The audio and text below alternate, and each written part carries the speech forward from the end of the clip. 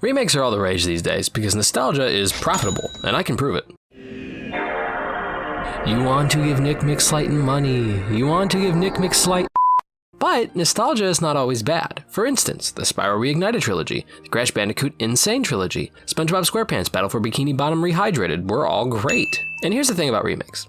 Love them or hate them, they're already a big part of the gaming landscape and shaping player expectations. For instance, Epic Mickey Rebrushed, I recently 100%ed and platinumed it, and it was an excellent remake. They shaved off the harsh edges, fixed things that didn't work, and Mickey twerks. I've been a nasty girl, nasty. All while providing quality of life improvements, and that's a win in my book. But if there was ever a game I think deserves the remake treatment, it's Kingdom Hearts 358 Days Over 2. Currently, we have the 1.5 HD remix, but it's just cutscenes, and I don't think it's controversial to assert cutscene compilations aren't the preferred way to experience a game. Unless it's Rechain of Memories. And it's ironic, the one character whose entire arc revolves around him understanding himself and becoming whole has had his game fractured, and those components fail to provide us with the whole experience. I'm Nick, I'm a he, him, and I think Roxas deserves better. Grab a stick, suck on the like button, and let's RTC into this video.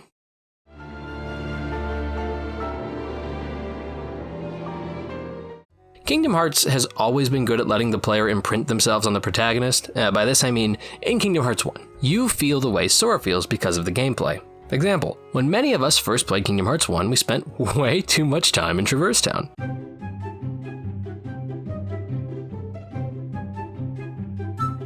We were stuck running around, confused, maybe even frustrated about what to do, just like Sora would be, all alone and freshly separated from all that he knew.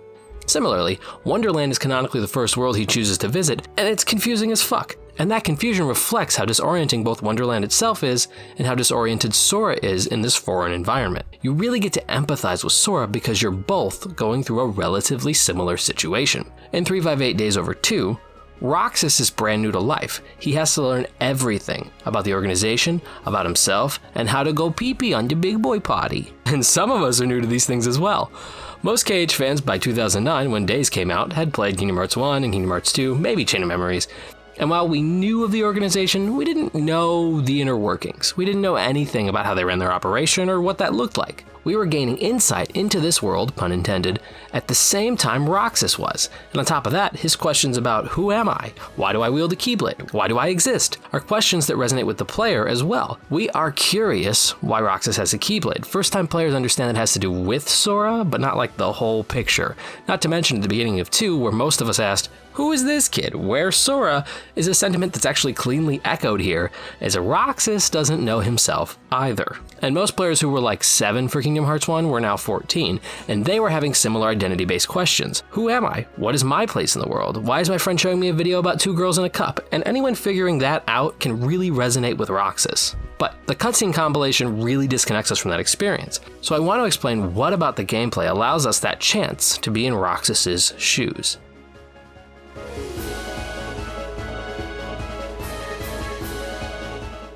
The functional issue with a cutscene compilation is that when watching, if you don't play the game, you lose the feeling of the story. A fun fact, games aren't movies.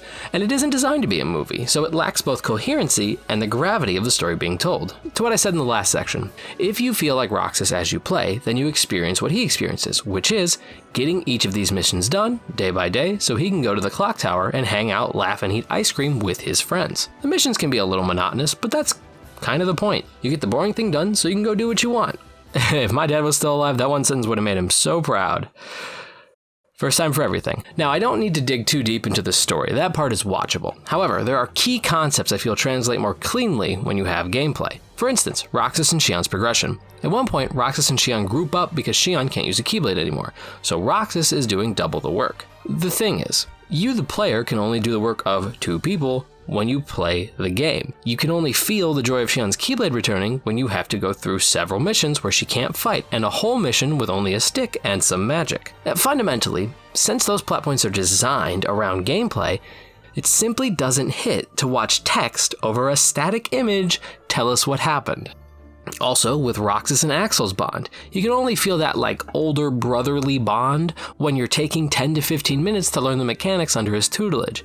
It helps, he's really engaging as a character, but how can you experience being taught by Axel if you aren't actually being taught by Axel?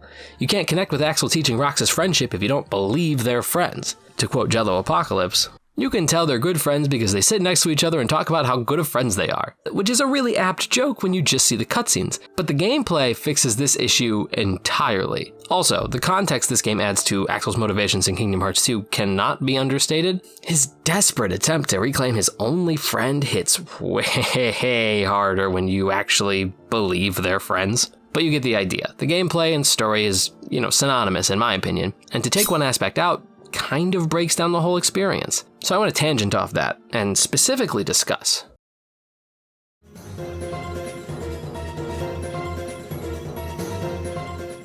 It's not a perfect game to play. It has some Kingdom Hearts 1 clunk, and the mission system can be a little tedious, but there are some other aspects that I personally think are good.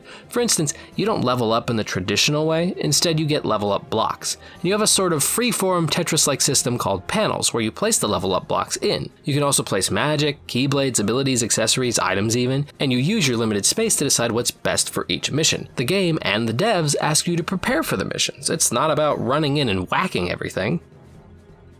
It's about strategy. It's about designing the best loadout for a given situation. And the thing that they want from you is to experiment in each mission, to learn the missions and find the best combinations to complete them. You have a limited space in your panels, so you have to concede on what you want. Is it more levels? Is it more magic, more abilities? I like that restriction because it gives your decisions all the more weight. If you make a good loadout, you feel good. If you make a bad loadout, well, I guess you just have to be prepared to die. That being said, it's a very clean progression for Roxas over 93 missions because you decide each individual upgrade. Think of Kingdom Hearts 1. You level up and you get nebulously stronger, you progress through the story, you get limited attacks like Sonic Blade or Ars Arcanum, but then you can kind of just fight into being a powerhouse. Whereas in this game, you want to have scan, dodge, air slide, block, magic, glide. Sure, you can choose every single upgrade as you go, as long as you have the space. It's very engaging to experiment with and see how Roxas becomes stronger in a dedicated and specific way. Additionally, this is the only Kingdom Hearts game where I actively use items like potions and ethers because magic is a finite resource. So if I run out of cures for a mission, I don't really get it back unless I use an item. And I really appreciate that about this game. Items aren't sacred anymore because the moment-to-moment success in a mission is what's imperative. Now, the mission system itself, I think, is going to depend on how you like that sort of stop-and-go gameplay.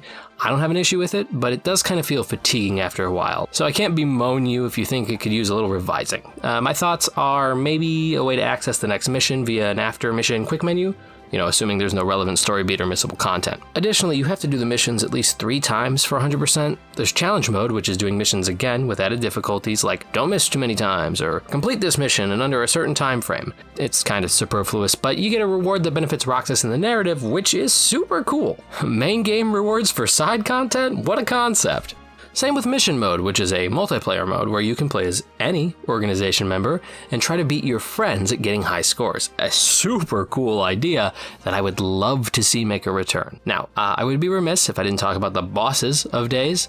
The bosses are probably the hardest part of the game. They feel, in most cases, like a huge difficulty spike. In an otherwise pretty doable game, Leechgrave and Ruler of the Skies being the two infamous examples, are just suddenly the most pace-breaking chip damage nonsense to ever exist. Also, Dust Flyer, but that's more of a personal trauma. Oh, no, please. I'm at the end of the rope.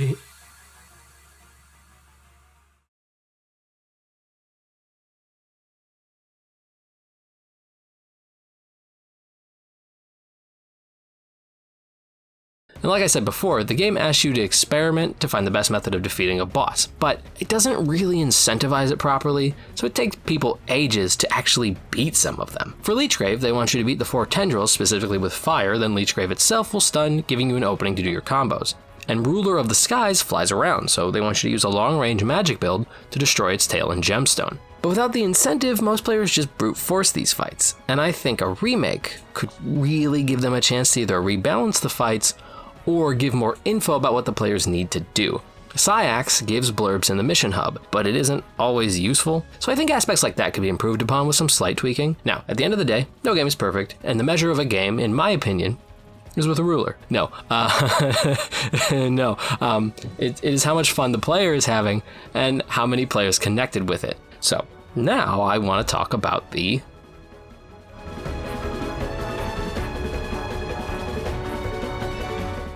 people have, and still do, love this game. There's count 'em, three fan projects remaking or remastering the game, YouTubers dedicated to making content about it, like Key, formerly known as Key of Time 15, who made his own video about how he would remake Days. And he has agreed to collab with me on this video to talk about why he loves Days.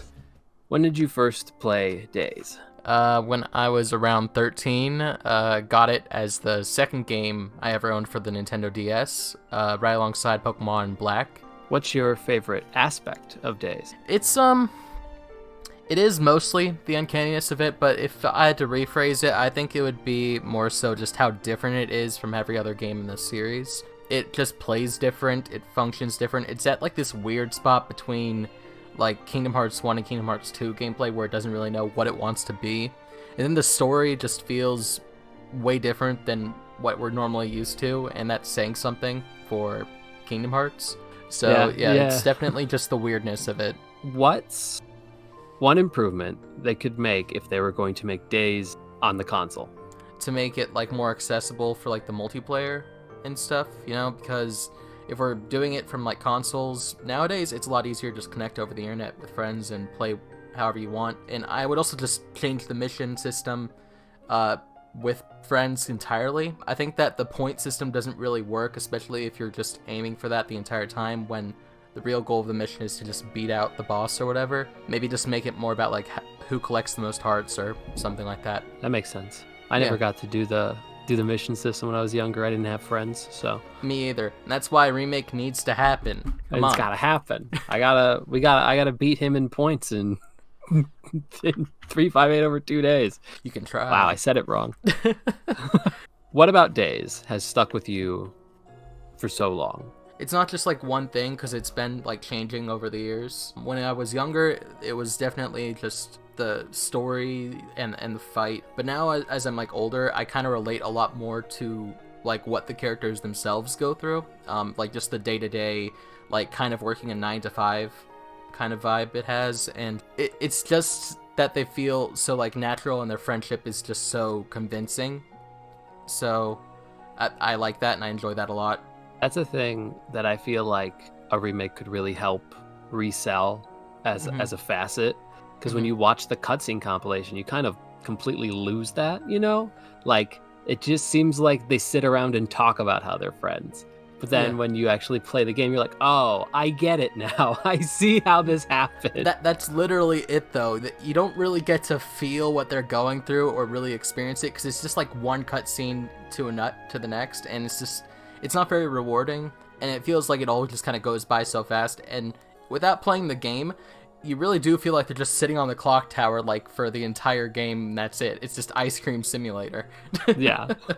When the movie is right there, it's super convenient, because a majority of the community will just tell you that the movie is enough to like understand what's going on. And I mean, sure, but then also you kind of miss out on a lot of the really funny aspects. You kind of mischaracterize people like Xion and Axel too. You know, they're not the same people that they are in the movie versus the game, and I will stand by that. Thanks for having me, Nick. Everybody subscribe to this dude. He makes really good videos, really quality guides, and he's just a really genuine person. So if you don't subscribe to him, then I'm going to make 200 accounts and subscribe to him for you. Okay. Don't subscribe to me. I want his 200 account. No, subscribe to me. Subscribe to Key. He's been a really, really helpful, considerate, kind man I appreciate him a lot for doing this with me, and I'll do it any day. Yeah. We'll do it again sometime. I am down to discuss this stuff whenever you want. But it's not just YouTubers who love Days. I posted on my channel asking people what they think about Days, and these are the responses I got.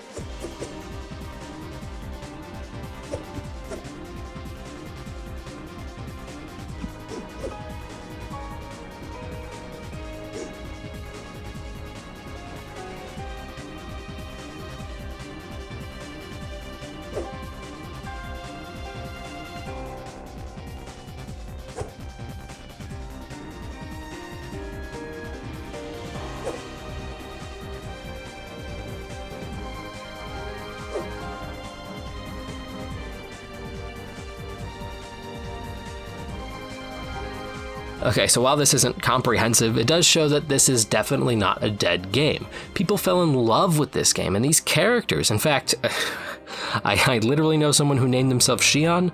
This is not a joke. So why do I think Days deserves a remake? Because it has a phenomenal story that can only be properly experienced, as intended, with gameplay. That said fantastic gameplay really deserves its recognition, but with, room for improvements, and the undying love fans have had and will have for it. Are remakes a cash grab for nostalgia? Maybe. And all I'm saying is, they have an opening right here, and it's plain as Days. Thank you so much for watching, and special thank you to Key for joining me. Check out the Days content on his channel, and I hope you all have a great day. Goodbye!